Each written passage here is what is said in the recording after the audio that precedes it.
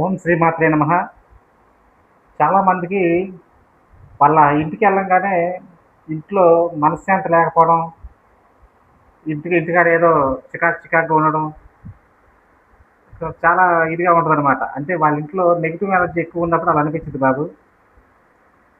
ఇల్లు అంటే దేవాలయంలాగా ఉండాలి. ఇంట్లో ఎప్పుడు చికాకులు, గొడవలు, మనశ్శాంతి లేకుండా ఇంట్లో ఉండబుద్ది అవ్వదు. బయటకు వెళ్ళిపోవాలనిపించింది చాలామంది. అలాంటి వాళ్ళ కోసం ఇంట్లో నెగిటివ్ ఎనర్జీ ఉంటేనే అలా జరిగింది. అలాంటి వాళ్ళ కోసం ఇవాళ ఒక అద్భుతమైన పరిహారం చెప్తాను బాబు. ఒక తీపి గుమ్మడికాయని తెచ్చుకోండి. ఇది అమావాస్య కానీ పౌర్ణానికి మాత్రమే చేయాలి.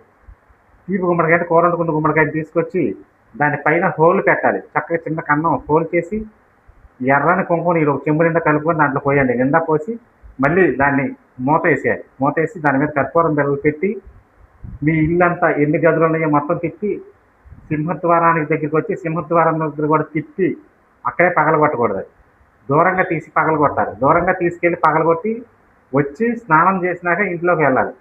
ఇది అమావాస్య కానీ పౌర్ణానికి కానీ రాత్రి 9 తర్వాత చేసుకునే అద్భుతమైన పరిహారం. ఇది చేసుకొని చూడండి. మీ ఇంట్లో ఉన్న నెగిటివ్ ఎనర్జీ మొత్తం పోయింది కాదు.